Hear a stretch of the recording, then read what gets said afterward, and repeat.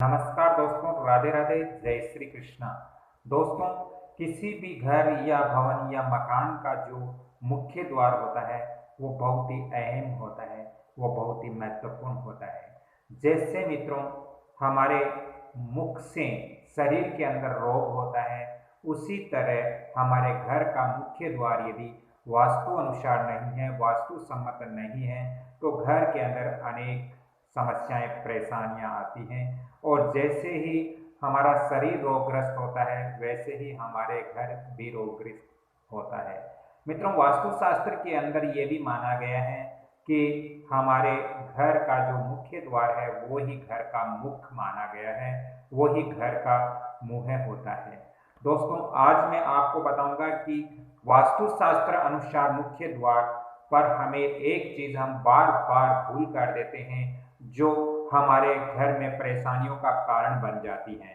दोस्तों, प्रवेश द्वार किसी भी मकान या घर का अहम भाग वास्तु के अनुसार माना जाता है। दोस्तों, कहते हैं कि आरंभ अच्छा होता है तो उसका अंत भी बहुत ही अच्छा होता है।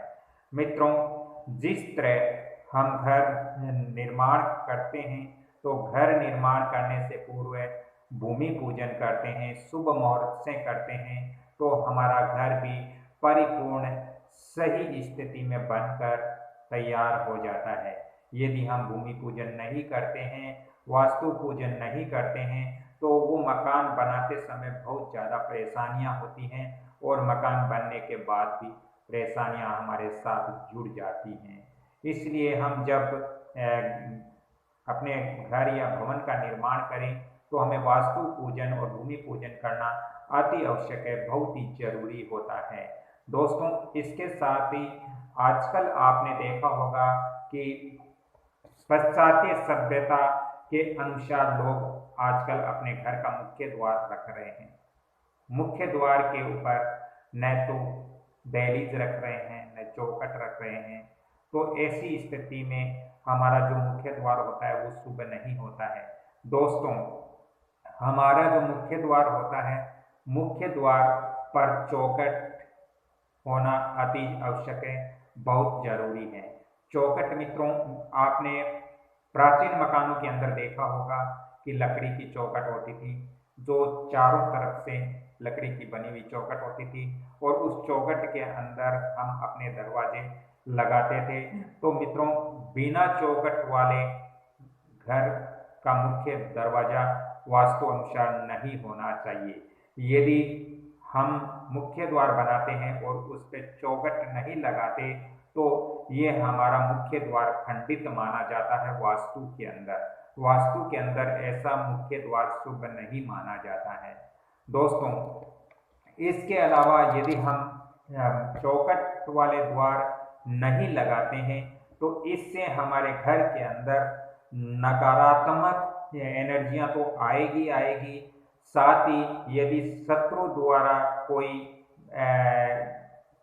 मतलब गलत किया हुआ कर्म भी हमारे घर के अंदर प्रवेश कर जाता है। यानी सीधी सीधी भाषा में मैं यहाँ बता रहा हूँ कि यदि कोई दुश्मन भी हमारे ऊपर कुछ करता है, तो उसका सीधा असर हमारे घर के अंदर आ जाता है, क्योंकि हमारे घर के मुख्य द्वार पर दहलीज नहीं होती है। इसलिए यदि हमारे घर के मुख्य द्वार पर दहलीज होगी, चौखट होगी, तो आपके घर में जो बुरी शक्तियां हैं वो प्रवेश नहीं करेगी, और इसके साथ ही नकारात्मक ऊर्जाएं हुई हमारे घर के अंदर प्रवेश नहीं करेगी।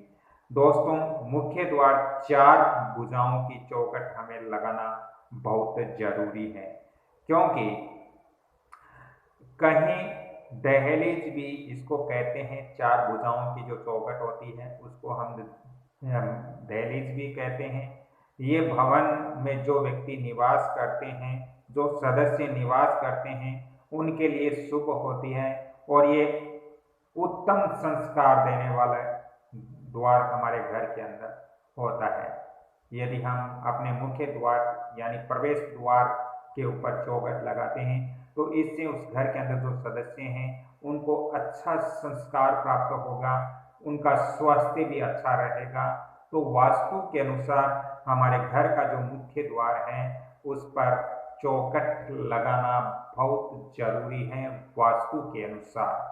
बहुत सारे लोग हैं जो अपने मुख्य द्वार है वो धनुष आकार में बना देते हैं या त्रिभुजा आकार में बना देते हैं या अनेक आकृतियों में बना देते हैं। यानी आजकल पाश्चात्य सभ्यता को देख करके हम अपने शास्त्रों के जो विधान है उसको हम भूलने लगे, हमारे जो संस्कार है उनको हम भूलने लगे और पाश्चात्य सभ्यता को अपनाकर हम अपने घरों के अंदर उसको काम में लेते हैं, इसलिए हमें परेशानी बहुत ज़्यादा होने लग गई। दोस्तों, आप अपने आसपास या कहीं प्राचीन मकान हो तो उसके अंदर एक चीज़ आप जरूर देखना कि उनका जो मुख्य द्वार है उस मुख्य द्वार के ऊपर चौखट लगी हुई अवश्य आपको मिलेगी, क्योंकि उन लोगों को वास्तु की जानकारियां होती थी, इसलिए वो अपने मकान परिपूर्ण वास्तु नियमों के अनुसार ही मकान बनाते थे और वो सुखी रहते थे। लेकिन आजकल हम इस पाश्चात्य सभ्यता और बढ़ती जनसंख्या के कारण हम अपने घर के मुख्य द्वार पर चौखट नहीं रखते हैं, इसलिए हमें बहुत ज़्यादा परेशानियां होती हैं। दोस्तों, जिस घर के मुख्य द्वार पर चौखट नहीं होती है उस घर में जो बच्चे हैं वो बिल्कुल संस्कारी नहीं होंगे, उनके अंदर अच्छे संस्कार नहीं आएंगे और घर के अंदर जो व्यक्ति है उनका स्वास्थ्य भी अच्छा नहीं रहेगा। दोस्तों, वास्तुशास्त्र के अनुसार हमें बिना चौखट वाला द्वार नहीं रखना चाहिए। दोस्तों, कहीं कहीं पे बहुत सारे जो वास्तु विशेषज्ञ हैं वो बताते हैं कि घर के अंदर जो दरवाजे होते हैं उनकी संख्याएं इतनी रखनी चाहिए। दोस्तों, ऐसा नहीं है। आप अपनी सुविधा अनुसार घर के अंदर जो दरवाजे हैं वो आप रख सकते हो, क्योंकि ऐसा शास्त्रों के अंदर कहीं भी वर्णन नहीं है। तो कृपया इस ओर आप ध्यान दें और आपका जो मुख्य द्वार है वो अन्य द्वार से, आपके घर के अंदर जो कमरे के द्वार हैं या जो आपके टॉयलेट है, जिसके भी आपके द्वार बने हुए हैं, उन सभी द्वारों से आपका मुख्य द्वार है वो बड़ा होना चाहिए। दोस्तों, मुख्य द्वार के सामने आपको किसी भी प्रकार की पशु आदि भी नहीं बांधना चाहिए। कहीं कहीं मैं देखता हूँ कि व्यक्ति है वो अपने घरों के सामने, मुख्य द्वार के सामने ही पशु आदि बांध देते हैं, जैसे आपके बकरी, गाय, भैंस इत्यादि जो भी पशु है वो अपने मुख्य द्वार के ठीक सामने बांधते हैं। तो ऐसा नहीं करना चाहिए। ऐसा करने से घर में जो सकारात्मक एनर्जियां हैं वो प्रवेश नहीं करेगी और ये नकारात्मक एनर्जियां प्रवेश करेगी, जिससे आपको अच्छा परिणाम या अच्छा शुभ परिणाम आपको नहीं मिलेगा। तो दोस्तों, आज की ये मेरी जानकारी आपको कैसे लगी?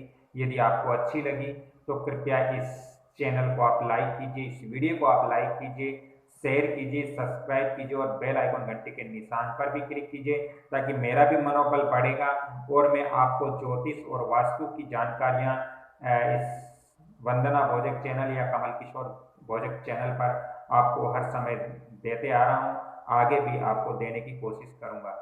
तो राधे राधे मित्रों, चलते चलते एक बार पुण्य में आप सभी से निवेदन करता हूं कि आप इस वीडियो को जितना ज़्यादा हो सके लाइक, शेयर, सब्सक्राइब करें, ताकि मेरा भी मनोबल बढ़ेगा और सभी को इसकी जानकारी प्राप्त हो। तो राधे राधे मित्रों, जय श्री कृष्णा। अगली कड़ी में फिर मैं आपसे मिलता हूं, तब तक के लिए आपसे क्षमा चाहता हूं। राधे राधे।